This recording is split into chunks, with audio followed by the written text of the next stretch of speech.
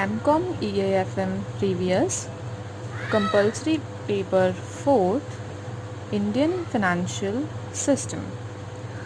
In today's video, we are going to discuss about the regulatory authorities in India for the regulation of financial institutions and the role of a financial institution in financial system of India. So without any further ado, let's get started. Regulatory authorities.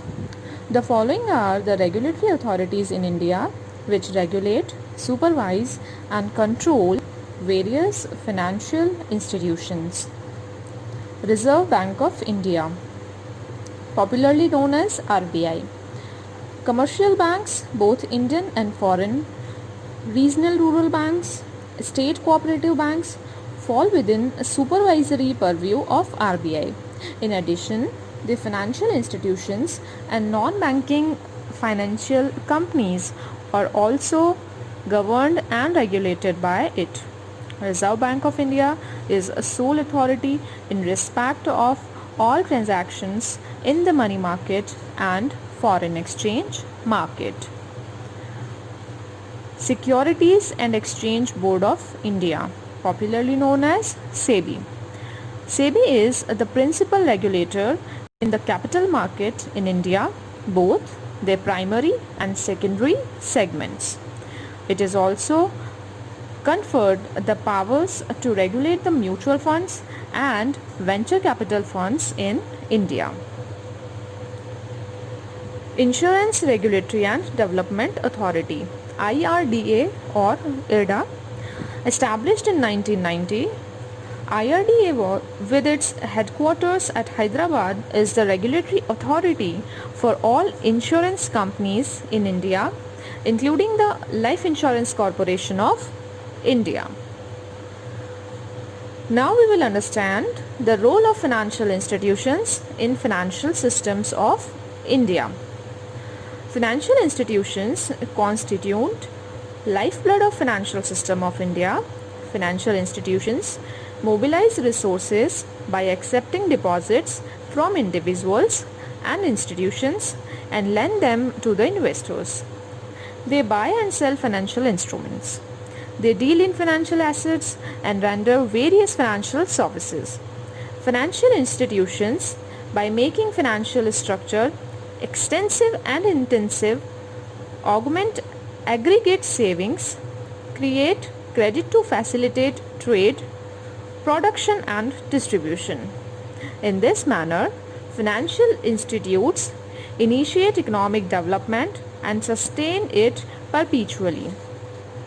In other words, financial institutions promote savings, mobilize savings and allocate the same among different uses and users and thereby facilitate capital formation, production and economic development. All these activities underline the significance of financial institutions. Let's have a look one by one. Encouragement to save. Saving can be kept in different forms of financial assets such as cash, bank deposits, shares, bonds, debentures, etc. Financial institutions provide wide selection to hold financial assets as a store of wealth and thus encourage saving. Financial institutions enable the wealth holder to exercise his choice in the selection of the financial assets that have combined merits of profitability, security and liquidity. As a store of wealth, financial assets have their own advantages as compared to physical assets, land, building, machinery, etc. They can easily be accumulated, are more liquid, easily divisible and less risky. Money has zero monetary yields, but as a source of payment, it provides facility to its members and users. Financial assets like shares, bonds, debentures and time deposits provide income to their holders. Some of them provide specific services as well. For example, life insurance policies provide cover against a risk to life. Another significant merit of financial assets is that they do not require regular management as in case of physical assets like factories, stores, shops, farmhouses, etc. are run by their owners to earn income. Owners of financial assets are indirect and not direct owners of physical assets. Direct owners are borrowers of funds and are responsible for the actual management of physical assets. They bear all sort of management related risks. Thus, financial assets have made it possible to separate final ownership, those who save, and management, those who invest, of physical assets. Separation of savings from management has encouraged savings substantially. Financial institutions promote savings and their productive use. It is so because, as a store of value and availability of financial assets, people can save, and without converting these savings into physical assets and then managing these physical assets, they can hold their savings in the form of financial assets. On the other hand, management of physical assets can be entrusted to professional managers to improve productivity. Mobilization of savings. Process of saving is separated from the process of investment through financial assets. Savings, whether in large or small amounts, long term or short term, are affected by millions of households and firms. Prior to their investment, all these savings are to be mobilized. Financial institutions are an efficient mechanism to mobilize these savings. In a monetary economy, it is automatic when people hold their savings in the form of money. There are many other ways of automatic mobilization of savings. For example, deduction at source for contribution to provident fund and other savings schemes. Generally, more mobilization of savings take place when those who save decide to convert these into bank deposits, life insurance policies, shares, bonds, debentures, etc. Financial assets are divided into two categories: primary securities as shares, bonds, debentures, company deposits, etc. Secondary securities, which are issued by financial institutions like banks, insurance companies, etc. When people make use of their savings to buy primary securities, they make their savings available to investors directly. It refers to direct mobilization, although it becomes possible through the medium of financial assets. When people buy secondary securities, they entrust their savings to financial institutions who, in their turn, allocate the same to competing investors. It is a manifestation of financial intermediation between those who save and those who invest through the medium of financial institutions. Mobilization of savings by the financial institutions thus help productive activities. Allocation of funds. Financial institutions arrange for the efficient allocation of funds. They sell secondary securities like deposits, life insurance policies to the public and mobilize their savings and make these funds available to the investors at their own risk. The role of financial institution is very significant. Joint stock companies or corporations alone can mobilize funds directly from the market by selling shares and debentures.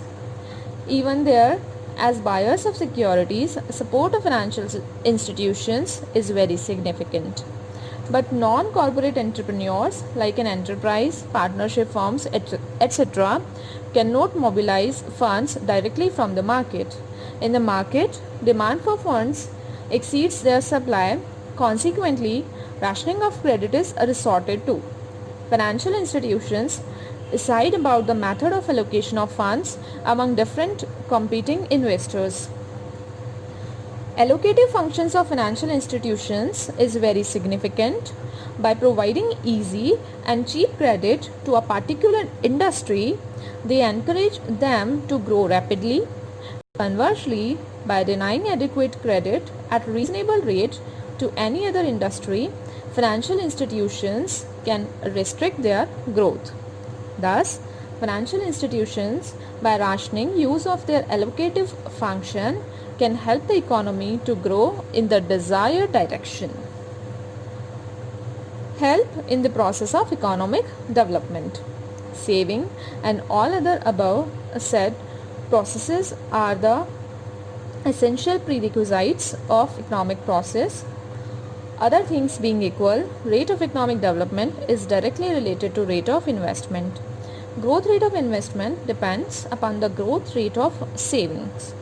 Financial institutions promote savings and the resources saved by other people are placed at the disposal of the investors. Financial institutions not only encourage savings and their mobilization but also induce investors for the absorptions of savings created by the system. They provide diverse services to the investors so as to attempt them to make use of these savings for the purpose of capital formation. By providing easy and cheap financial resources, financial institutions afford an opportunity to the investors to show their entrepreneurial skills. Besides promoting investment, these institutions make better utilization of country's scarce entrepreneurial and technical skill possible. Economic development is reflected in increased production. Production needs diverse kinds and amounts of capital. Long-term capital for investment in land, building, plants, etc. Medium-term capital for purchase of equipments, tools, etc.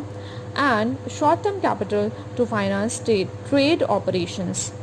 Shortage of any kind of capital adversely affect production capacity. Financial institutions provide all kinds of capital.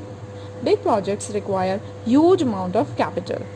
No single firm is in a position to provide this capital from its own internal sources. They have to depend upon financial institutions. Similarly, small firms that suffers from shortage of capital have to look to these financial institutions to meet their financial needs. So, we have completed this lecture with the regulatory authorities like RBI, SEBI and IRDA and role of financial institutions by encouragement to save, mobilization of savings, allocation of funds and help in the process of economic development. So, this is it in the lecture. Thank you for listening.